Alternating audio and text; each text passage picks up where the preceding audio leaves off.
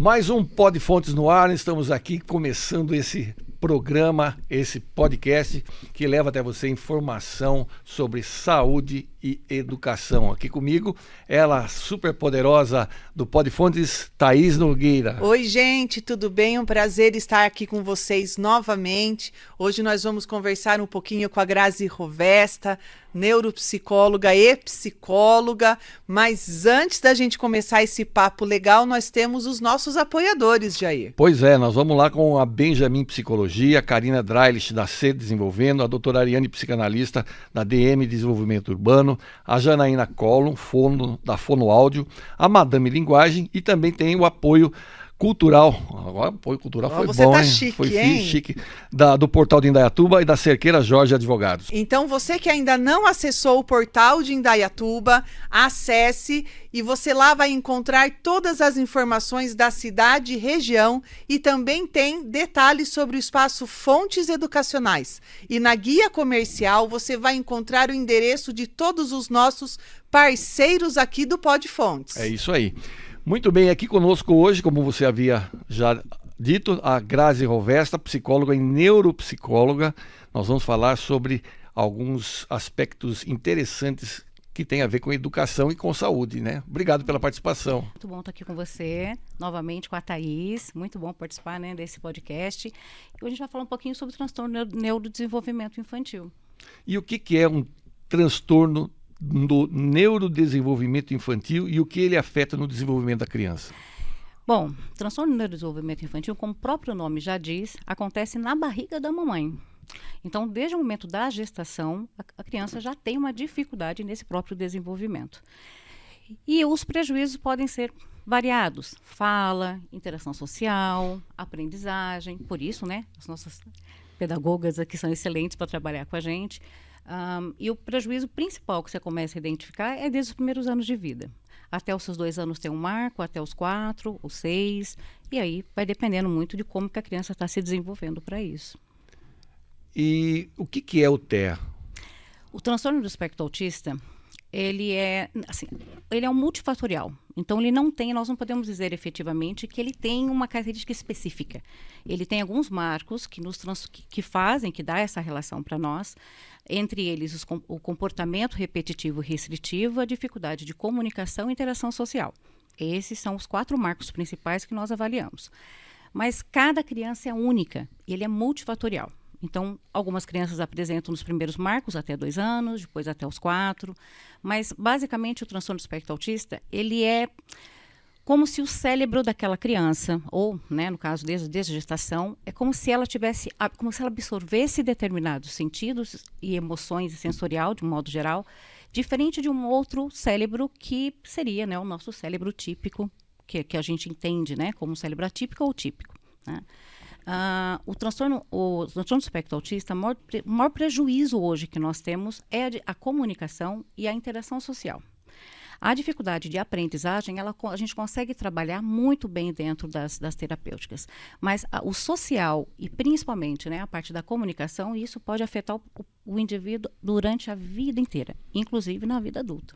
Então, quando a gente fala em autista, transtorno do espectro autista, geralmente vem à mente aquela figura que tem dificuldade de comunicação, né? Que ele não interage e tudo mais. Existem outros graus de Então, antigamente nós tínhamos o nível, né? Os graus, eles eram diferentes. Hoje nós temos a nova literatura, que é o DSM-5-TR. Ele é uma releitura do DSM-5. O que ele é para a gente? Ele conseguiu identificar que, além daqueles prejuízos que nós já tínhamos como referência, nós temos outros prejuízos também associados, né? Mas a gente tem aquela ilusão de que o autista, ele sempre vai ter muitas estereotipias, que ele vai ter muita dificuldade na fala, e nem sempre é assim. Hoje, a maioria das avaliações neuropsicológicas, elas identificam o autismo nível de suporte 1.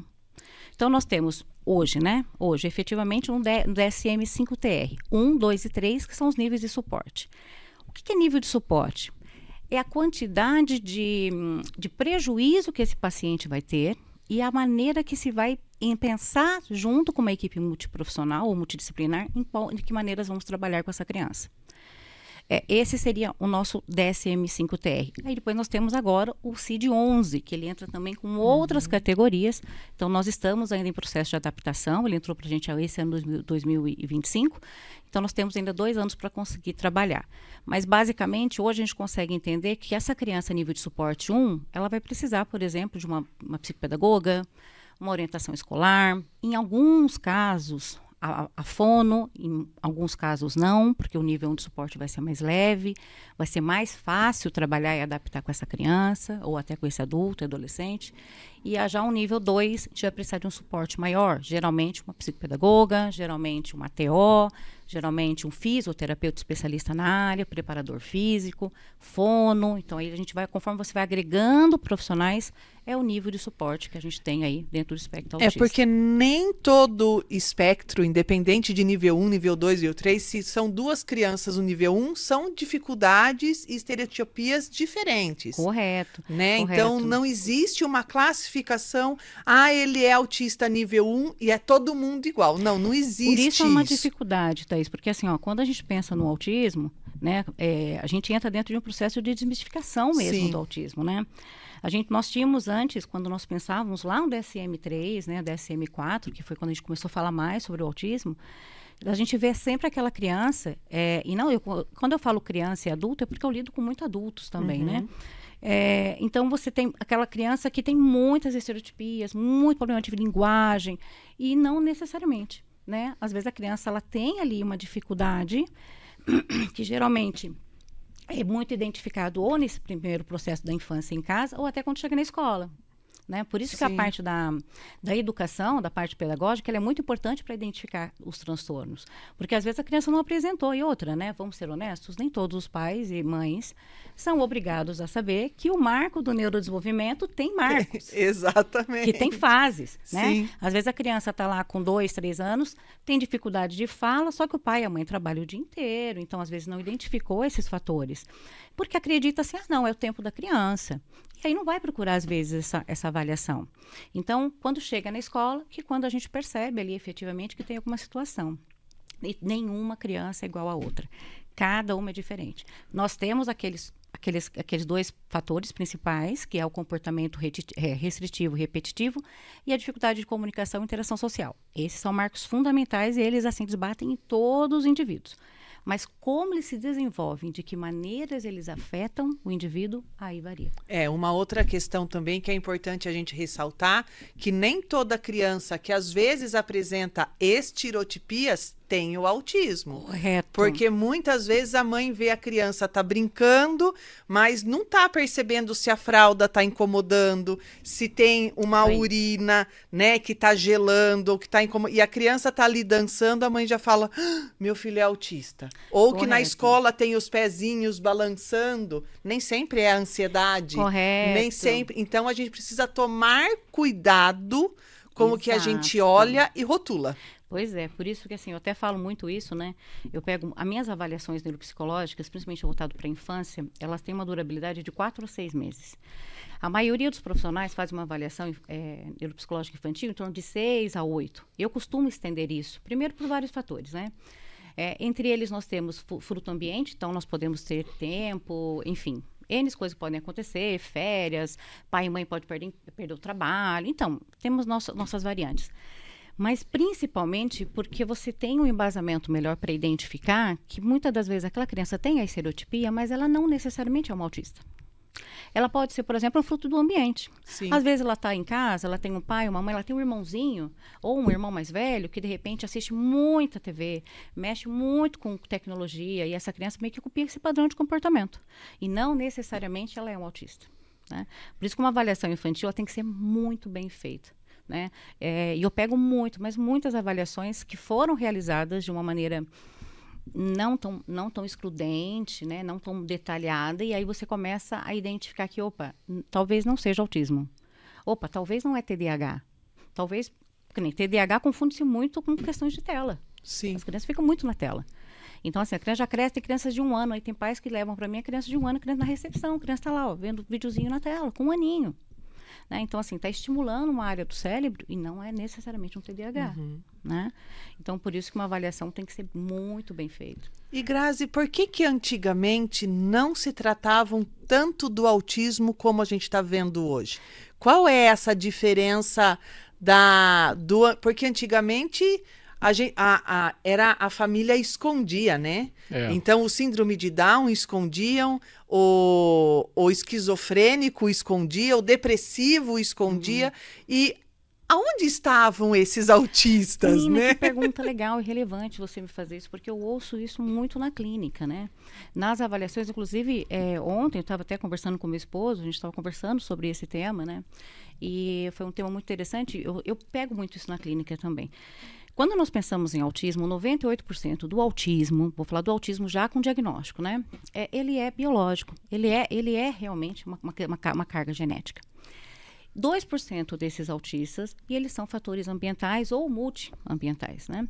Que podemos pensar, por exemplo, às vezes a mãe está na gestação, a mãe tomou uma medicação, um antidepressivo, álcool, cigarro, enfim, outras, né, outras variantes.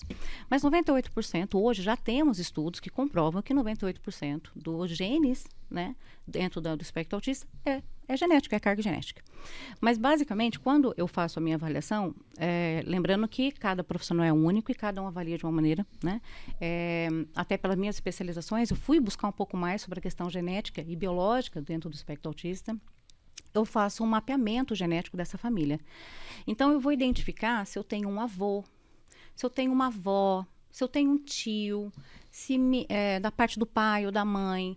Então, e aí quando você começa a fazer, né, esse rastreio, você começa a perceber que o autismo sempre esteve aqui. Mas num grau que as pessoas não conseguiam decifrar que era isso. Ou tinham medo de falar, né? Porque, veja, o autismo durante muito tempo, ele foi muito próximo, muito tabuladinho com alguns transtornos de personalidade. Transtornos, por exemplo, esquizofrênicos, transtornos do borderline. Bipolar. Né? Bipolar. Então, o que acontece? Depressão profunda, fobias, né? Então, como não se tinha efetivamente os estudos que nós temos hoje, e ainda estamos em estudo, né? Eu falo assim que ainda bem que a tecnologia está cada vez avançando mais para isso, né?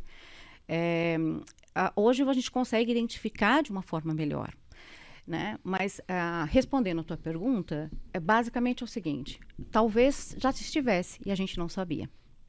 E aí, quando nós temos esses novos filhos, dessa nova geração, que é uma geração que já nasce com aquela tecnologia à disposição, que vai ativar mais esses pensamentos, esse pensamento acelerado, essa ansiedade, então a gente consegue ver mais essas crianças sendo autistas.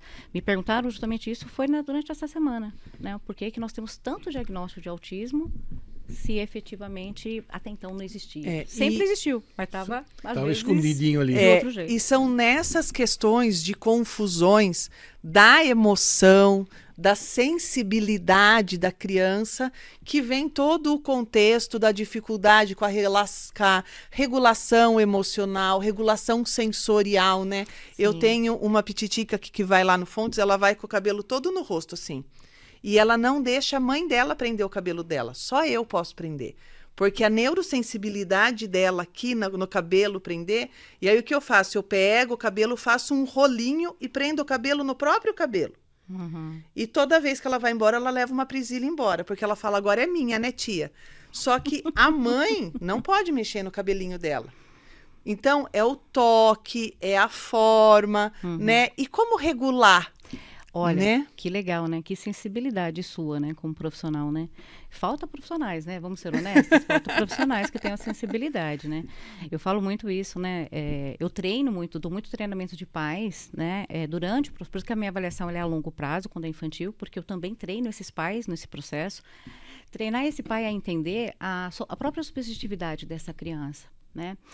Como cada criança é única e a interpretação dela é diferente, então a gente tem que entender quais são, por exemplo, as próprias dificuldades dessa criança, né? Por exemplo, você comentou agora dessa questão do cabelinho. Veja, ela quer que você, né, vai lá o cabelinho. Eu tenho um pequenininho que, quando nós estávamos no processo de avaliação, ele não tomava, quando ele tomava banho, não lavava o cabelo. Ele só lavava o cabelo quando vinha para a sessão comigo. Aí ele chegava, ele já fazia para mim assim com a cabecinha.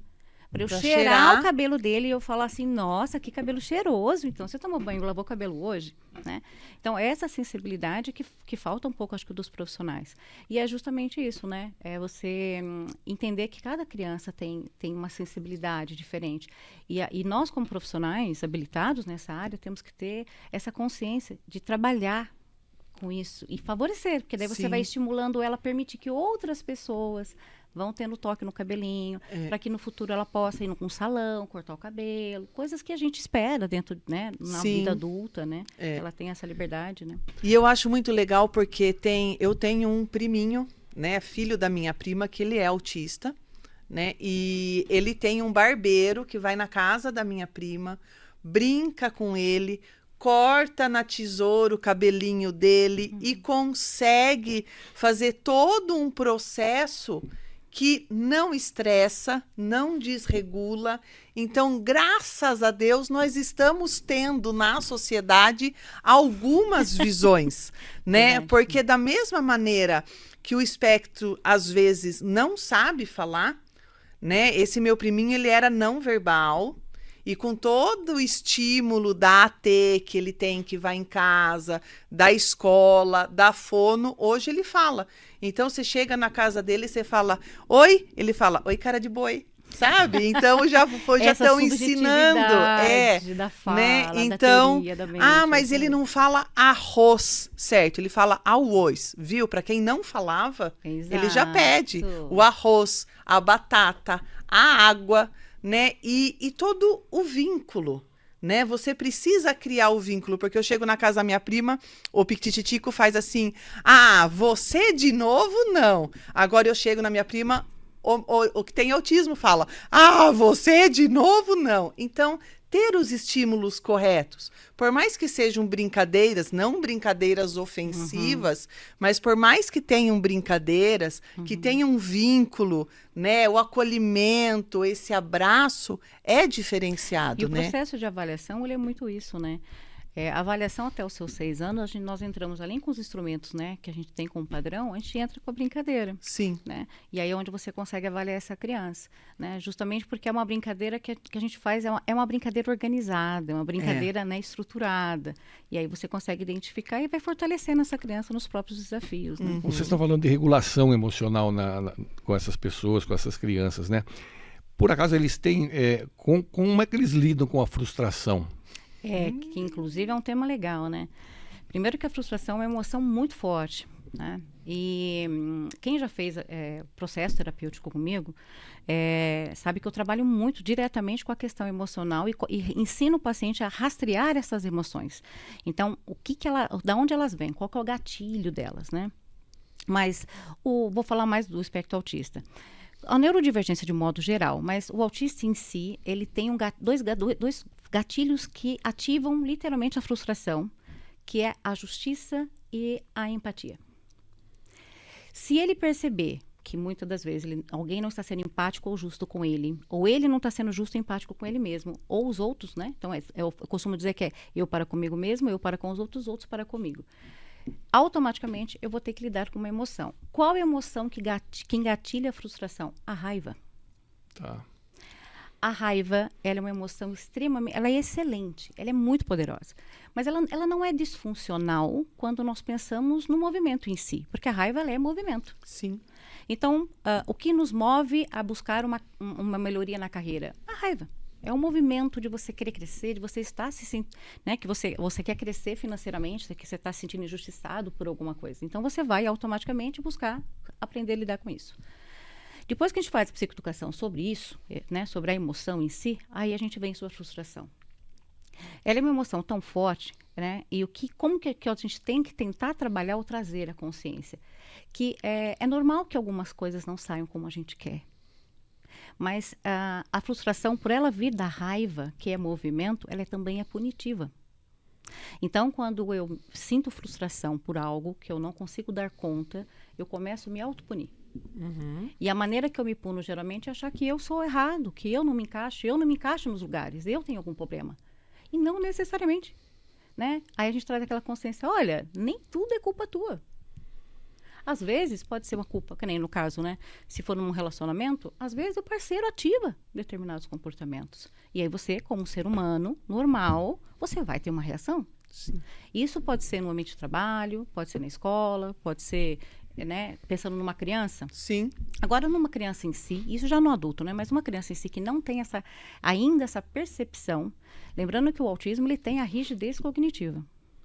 Então, aquilo que para nós é mais fácil identificar com frustração, aquela criança ela tem um retrocesso nessa maturidade.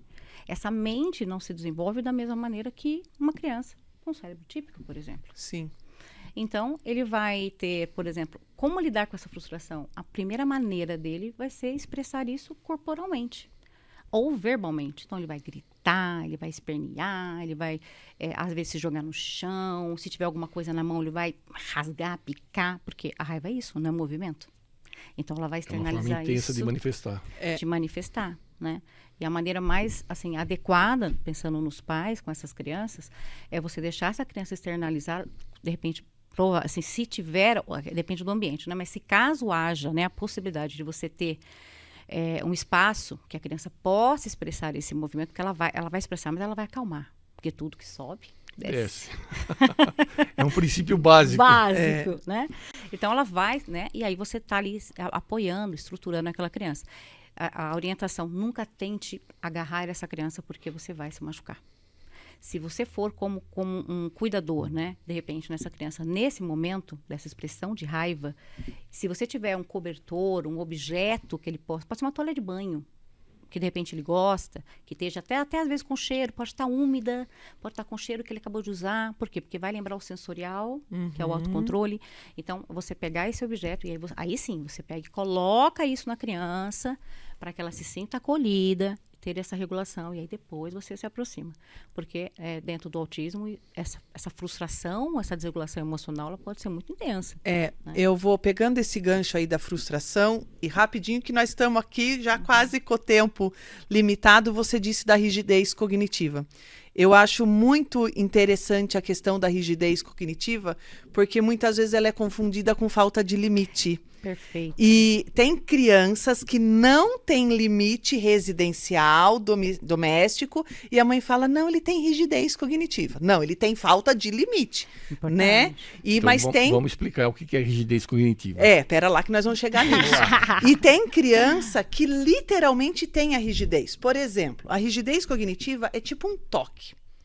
Tipo a criança que não pode mexer no cabelo. Pera lá, ela não pode mexer porque ela tem uma neurosensibilidade ou porque ela só quer usar o cabelo daquele jeito porque tá na moda usar o cabelo daquele jeito. Entendeu? Então a criança quer deixar o quarto bagunçado.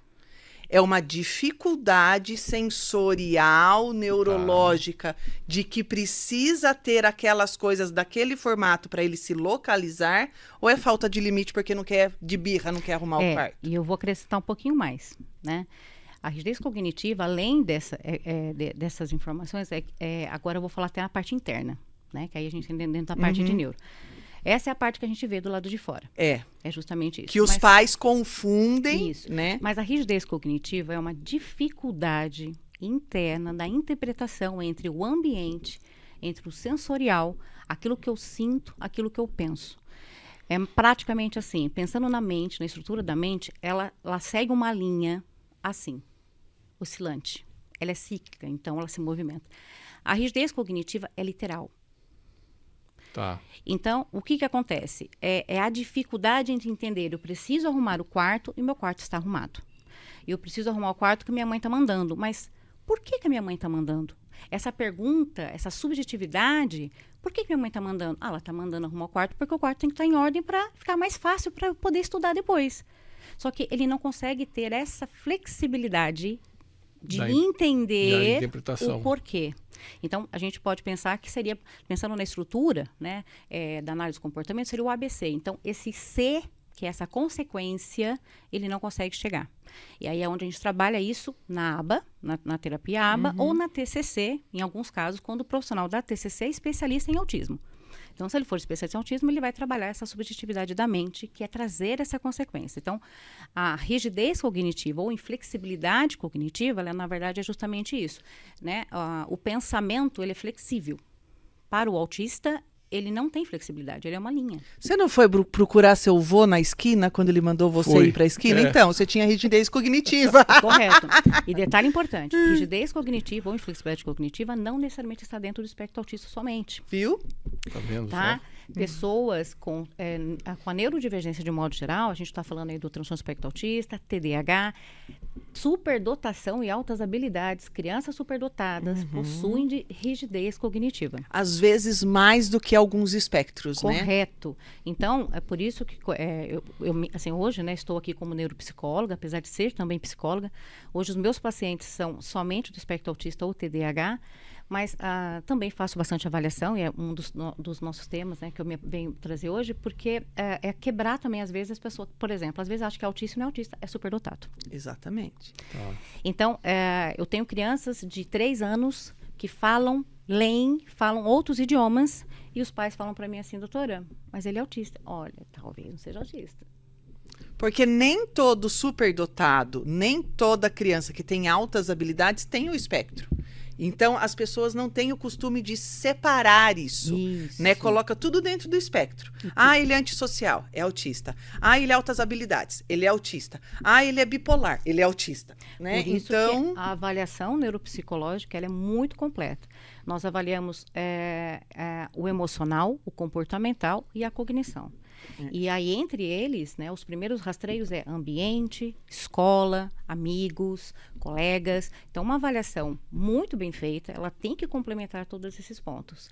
Por isso que, e aí você tem os parceiros, quando você orienta esses parceiros que têm a capacitação específica, como a Thaís e outros profissionais que eu trabalho, né, na área, que sabem identificar e também diferenciar, porque a avaliação neuropsicológica infantil, ela é complementar. Então, para eu poder fechar um diagnóstico final, eu também preciso desses parceiros, né? Porque ela tem que ser muito completa. Mas, basicamente, de um modo simples, é justamente essa dificuldade de mandar arrumar o quarto não ser arrumado. Ou então, seu avô falar assim, vai lá na esquina que eu tô te esperando. E aí você chega e vai lá e fala, cadê? Meu avô fazia essa brincadeira comigo. Ele fez. Vai na esquina ver se eu vou estar lá. Eu voltava chorando. Não dá! Né? E é isso mesmo. Bom, gente, o papo tá muito bom e nós vamos para a última perguntinha, lá, porque senão a gente vai espremer. Em que situações pais e escolas devem fazer uma avaliação neuropsicológica? Legal, ó. Primeiro que todas as vezes quando os pais, como eu disse, existem marcos do neurodesenvolvimento infantil. Existem idades e fases dessa criança que é esperado que ela atinja determinado ponto. Por exemplo, é esperado que uma criança entre 5, 6, 7 meses, ela já esteja sentando e dando os primeiros iniciação ao engatinhar, porque ela tem a questão da força do tônus. É esperado que essa criança, em torno de 1 ano até 1 ano e meio, já comece a trazer algumas palavras bababá, bebebé, e talvez até um pouquinho mais, porque antes de 1 ano a criança já balbucia, né? É esperado que entre 2 ou 3 anos a criança já esteja falando com as palavras não tão complexas, mas as palavras mais direcionadas. Em questão de caminhar, em torno de 2 a 3 anos, essa criança já tem que estar subindo em cadeira, subindo em mesa, pulando. É esperado esses marcos. Isso pensando em casa, né? E na escola, quando a criança está na escola, se o professor ou a equipe da creche ou a cuidadora, né, da escola percebe que a criança fica mais isolada, a criança está lá entretida somente com um brinquedo e de repente outras crianças chamam, ela nem tchum. Ela está aqui, ó, totalmente dispersa, né? Então, chega no pai, chega na mãe e fala, olha, eu percebo que teu filho fica muito hiperfocado, de repente, naquele brinquedo. Não consegue usar o termo hiperfocado? Pode usar o termo, por exemplo, mais simples. A criança fica muito fixa naquele determinado joguinho. E quando outra criança vai tentar brincar, ela fica irritada. Então, por que a criança está ficando irritada? Pede uma avaliação, vai até um profissional habilitado. Se não dá para ir numa neuropsicóloga, vai no psicopedagoga, que a psicopedagoga vai falar assim, olha, talvez vamos avaliar numa neuropsicóloga.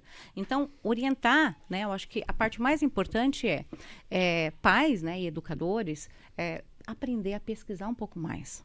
A gente tem tanto conhecimento para isso hoje, tem tantos vídeos na internet, né? Claro, não podemos acreditar em tudo que a gente vê, Sim. mas já desperta a pulguinha na orelha, desperta Que o ajuda. gatilho, né? Para poder buscar uma adequação, uma avaliação correta. É o que a gente falou no programa da semana passada, que foi com a Jana, fonoaudióloga, que se a escola deu aí uma pulguinha, deixou uma pulguinha atrás da orelha, vai investigar.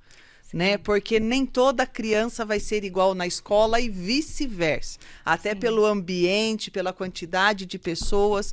Então, a gente precisa aprender a olhar para a escola. Às vezes, a escola pode dar uma informação inadequada, incorreta. Pode, porque toda a escola também é feita de ser humano. Sim. Mas ele está mostrando que existe alguma E coisa. talvez também, eu acho que para a parte de coordenação pedagógica, orientar, dar de repente esses pequenos cursos, Sim. né? Pequenos cursos para esses profissionais que atuam na escola, olhar pequenos detalhes de observação. Já veio criança para mim com avaliação para TDAH e, na verdade, é o transtorno do processamento auditivo central. Teste simples, gente, Exatamente. simples. Criança sentou aqui, no meu ladinho, pai de um lado, mãe do outro lado, que são objetos principais de atenção para essa criança. E eu ando sempre com pulseirinha, né, ou algum objeto de barulho. Fiz aqui, a criança nem tinha um para mim. Fiz aqui, a criança prestou atenção. Eu falei, vocês já levaram com uma audiometria?